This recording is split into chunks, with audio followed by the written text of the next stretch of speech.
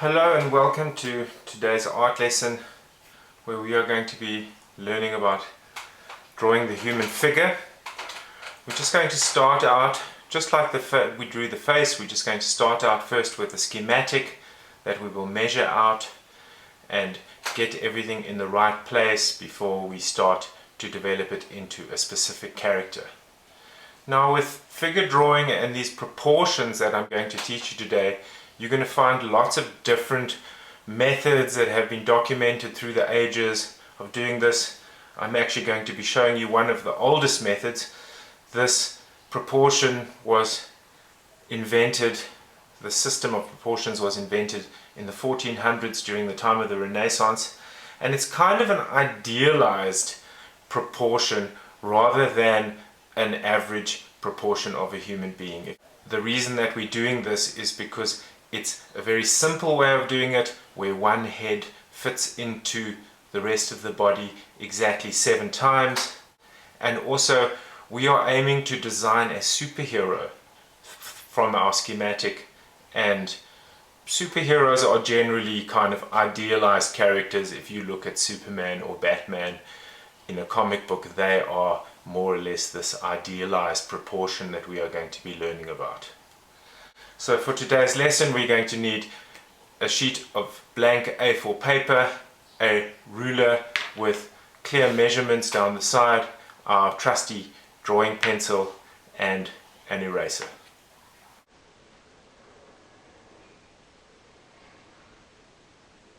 So we start the exercise by drawing a vertical line down the center of the page. Use your ruler for this, please. And just lightly, because we're going to be removing these lines later on, we are going to draw the vertical line. Then I would like you to make measurements from the top of the page. Every 3 centimeters make a mark. So at 3, at 6, at 9, at 12, at 15, at 18, at 21, at 24, and at 27. Now at these marks we are going to be making light horizontal lines across the page.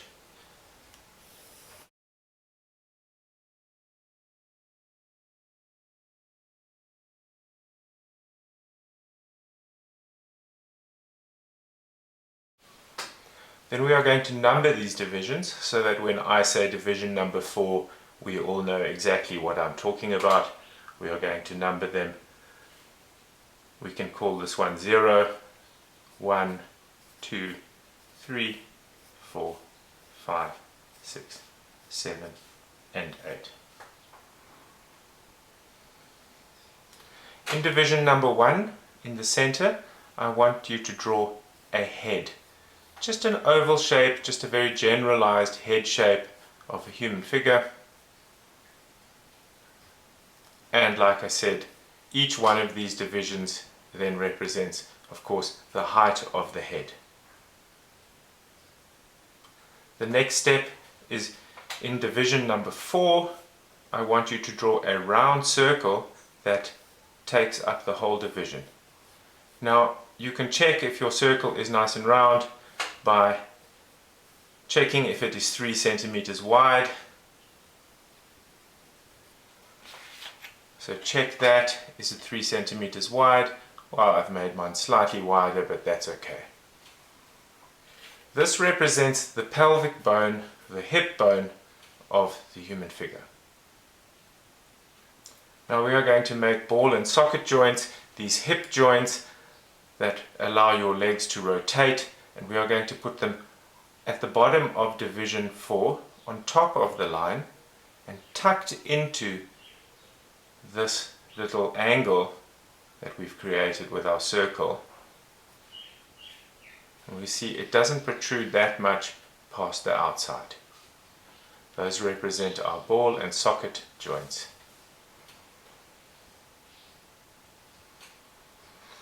Next we are going to put some marks for the knees.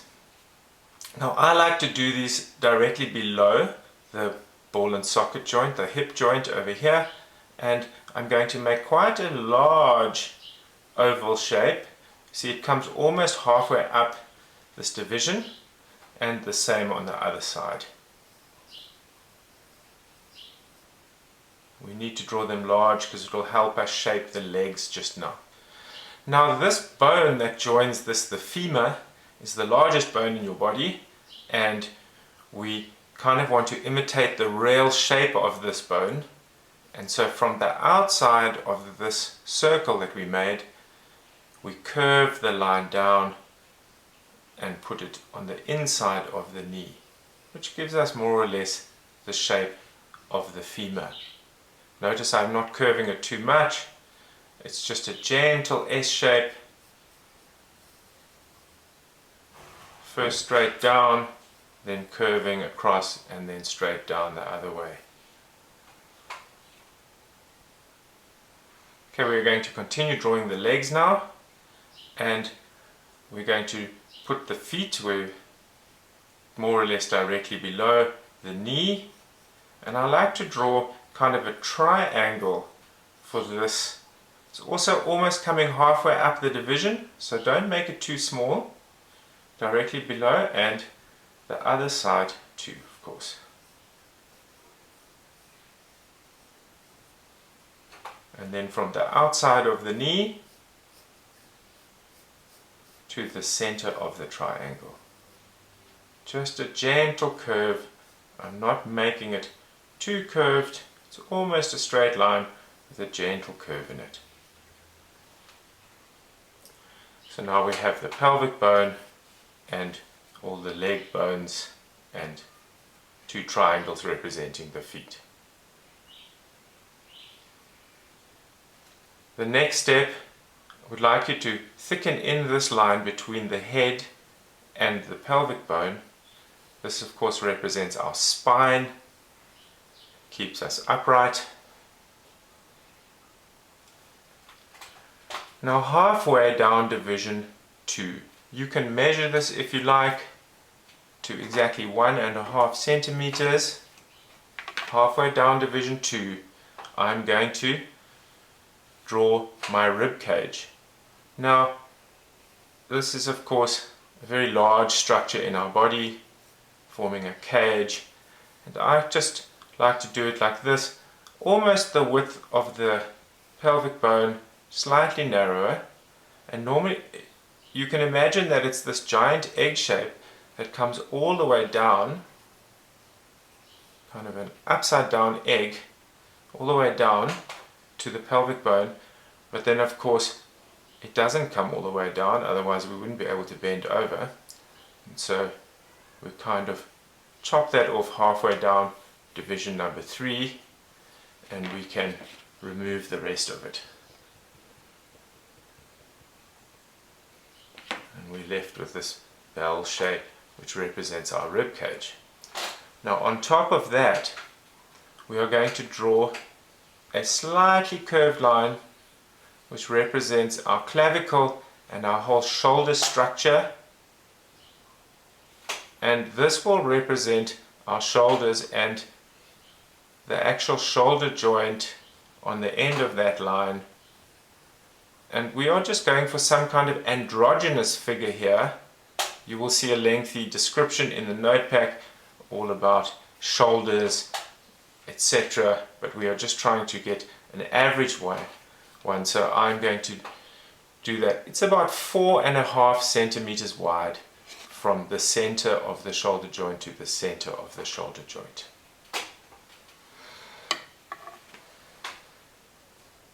Now we are going to draw the arm structure. So at the bottom of division 3, just a little bit out from the figure, we're going to draw another small circle which represents our elbow, and we are going to join those two with a line from the shoulder to the elbow, and of course on the other side we want to do the same thing. Next we are going to draw the wrist, so a small circle. See, this is just above the line at the bottom of division 4, this is just at the top of division 5, This is going to be the wrist joint, and the same on the other side. And again, I join the elbow to the wrist with a line. Now we are going to draw the hands. Now no, hands are not easy to draw, so I have just devised a simple shape that kind of represents the hands. And remember, this is the wrist, this is just before the hands, and so from there we are going to come out, we're going to turn a little corner, this represents the knuckle, you will see, and almost to the bottom of division 5, and I know this seems very big, but trust me, this is actually correct. We're going to go back up, so this is the finger, up, we're going to leave a bit of a gap there, and then we are going to draw a kind of thumb shape, and so that will be kind of the hand from the side, seen from the side, and another one on the other side, of course.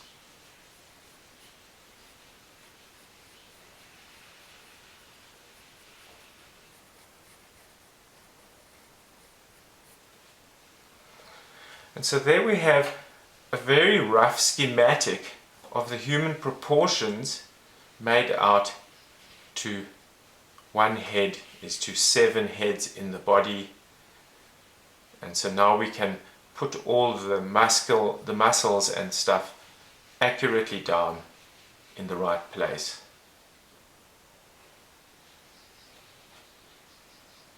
So we're going to start adding some details from the top.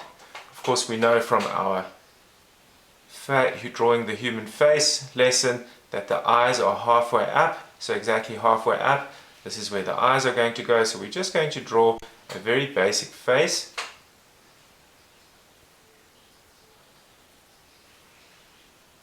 Put in where the nose, the end of the nose, and a mouth, just very basically, so that and of course we're going to put in some ears. These are very small details, so we just keep them very simple, and maybe I will add some hair in over here, something like this, just quickly, just not too much detail quite yet. The neck comes down from outside the eyes and then starts to make a downwards curve. Now this is the trapezium, the muscle. It really depends on how much your figure is built as to how much this comes up from the clavicle. There's a whole discussion, as I mentioned in the note pack, on this. I'm just going to try and make it curved like this down to the shoulder.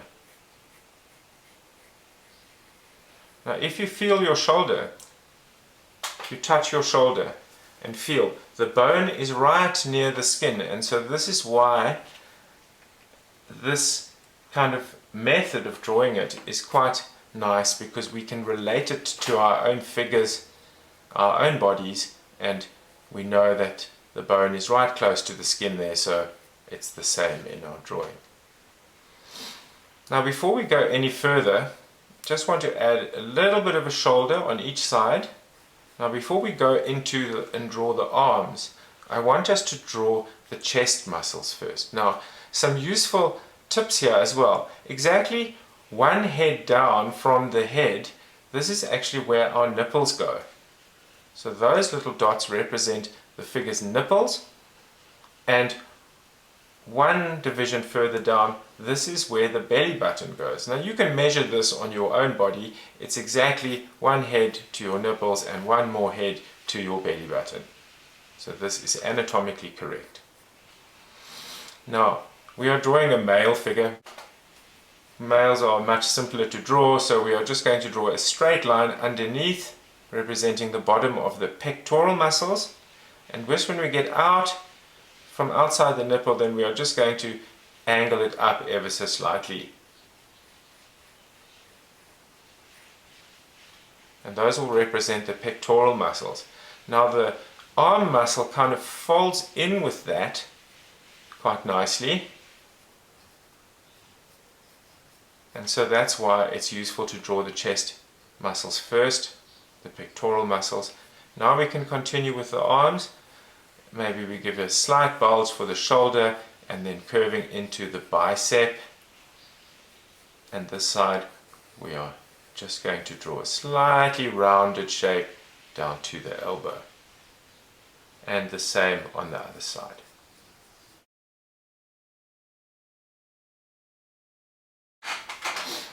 And the rest of the arms from the elbow, don't make it too narrow here. Then the forearm, it just curves gently to 1/3 of the way, and then there's a straight line coming into the wrist. And more or less the same on the other side of the arm, tapering into the wrist. Notice it's not too rounded here, it's just a gentle curve and then a straight line into the wrist. And the same on the other side.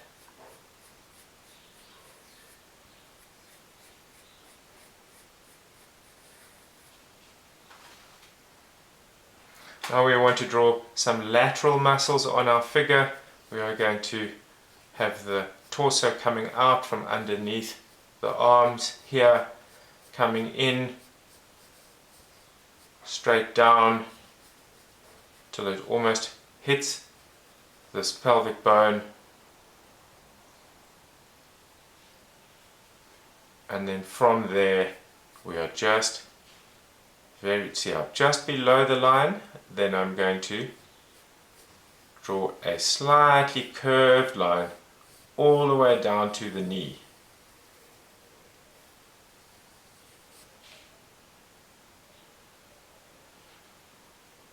And then the inside of the leg, notice now because of the big knee, I kind of have a good way of judging how wide this should be, and take the inside of the leg up all the way to the pelvic bone.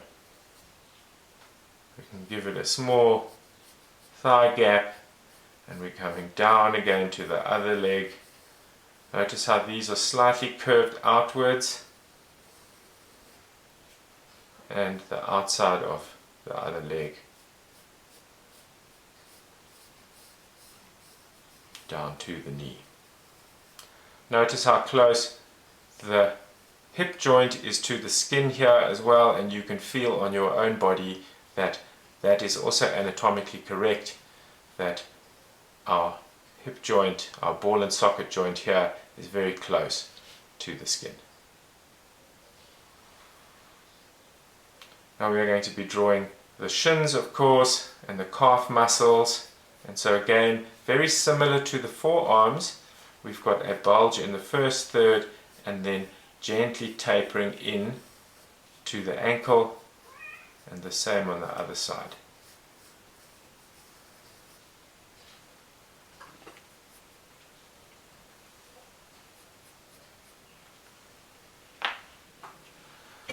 And we have to remove the cat.